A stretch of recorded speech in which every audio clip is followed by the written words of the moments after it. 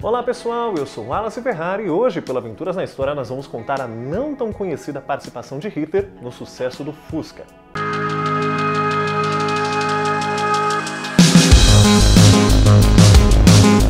O Fusca é um dos modelos automotivos mais populares do mundo. Fabricado pela companhia alemã Volkswagen entre o ano de 1938 e 2003, se tornou o carro mais vendido do mundo em 1972, quando ultrapassou o estadunidense Ford modelo T. Ao longo de 65 anos, mais de 21 milhões de Fuscas foram fabricados, de acordo com a revista Winston-Salem, que faz do modelo o mais produzido da história do mundo. Entretanto, o que poucos sabem é que o Fusca quase não teve esse sucesso todo, e foi graças a Adolf Hitler que o modelo se tornou o que é. A história do Fusca vai muito além dos carros produzidos pela Volkswagen, passando por projetos que envolvem diversas empresas e até mesmo governos. Tudo começou na década de 1930. Naquela altura, a Alemanha vivia uma dura recessão econômica e o país apresentava um dos piores níveis de motorização em toda a Europa. É verdade que carros como o Fusca já haviam sido conceituados por outros engenheiros, como o projetista austro-húngaro Béla Barényi, ou então por outros modelos semelhantes, como o Superior idealizado por Joseph Ganz e produzido pela Standard, aponta o Automotive Hall of Fame. Mas o fato é que a ideia cativou mesmo o austríaco Ferdinand Porsche, que era bem conceituado na época, principalmente por abrir seu próprio escritório de desenhos. Com sua empresa, recebeu uma encomenda da Wanderer para criar uma linha de sedãs de luxo que tinha um design parecido com o do Fusca. Ainda em 1931, a fabricante de motos Zundap passou a investir na produção de um carro popular alemão e encomendou à Porsche um protótipo como de praxe. O projetista construiu 3, que ganharam o nome de Tipo 12. No ano seguinte, os primeiros modelos já estavam concluídos, ainda um pouco diferente do que conhecemos do Fusca. Apesar dos avanços do projeto, problemas financeiros fizeram a Zundap romper o contrato, diz Chris Barber no livro The Birth of the Beetle, The Development of Volkswagen by Ferdinand Porsche. É então que Ferdinand passou a negociar com outro fabricante a produção de um Volkswagen. Assim como a Zundap, a NSU decidiu apostar no ramo automotivo. Com eles, Porsche refinou ainda mais o projeto anterior, tornando o Fusca mais parecido com o que conhecemos. Mas a NSU também rompeu o contrato em 1936, por não conseguir levantar o capital necessário. Naquele ano, Adolf Hitler tinha acabado de chegar ao poder e lutava pela modernização de seu país. Dessa forma, via com grande expectativa a criação de um carro do povo, não só feito por trabalhadores alemães, mas também direcionado para famílias alemãs viajarem por todo o país. O modelo seria a realização de sua plataforma política.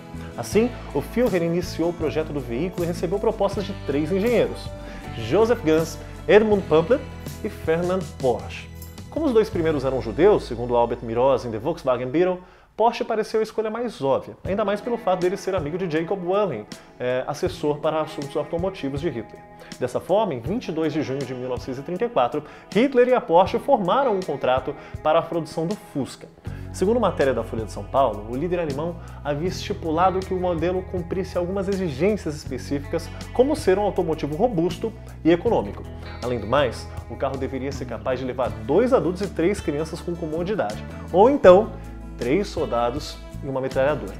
O modelo também deveria ser capaz de atingir a velocidade média de 100 km por hora, e o consumo de combustível não deveria passar dos 13 km por litro, completa Jonathan Madeira em The Volkswagen Beetle.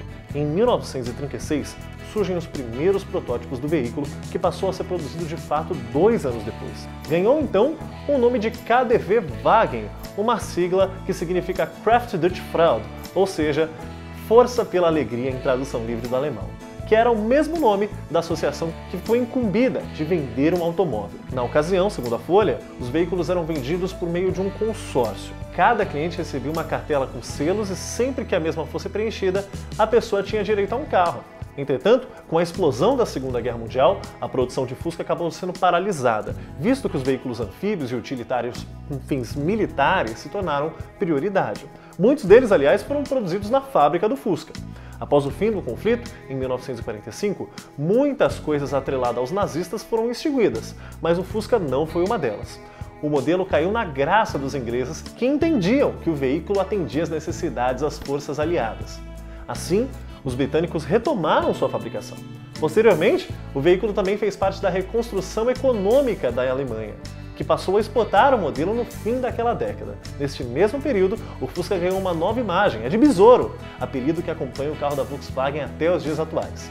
Em 1950, aponta a Folha, as primeiras unidades do modelo chegaram ao Brasil e por aqui eles receberam o nome de Volkswagen Sedan, mas no ano seguinte o Fusca passou a ser montado em terras tupiniquins a partir de lotes vindos da Alemanha.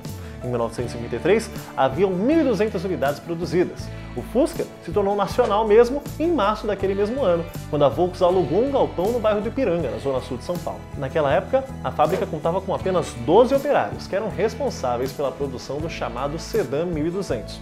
Em 18 de outubro de 1959, a fábrica Anchieta é inaugurada em São Bernardo do Campo, onde os principais Fuscas do país foram criados e distribuídos. Gostou dessa história? Vale a pena conferir essa e outras nas nossas redes sociais oficiais, @Aventuras na História. Eu sou o Wallace Ferrari e vou ficando por aqui. Até mais!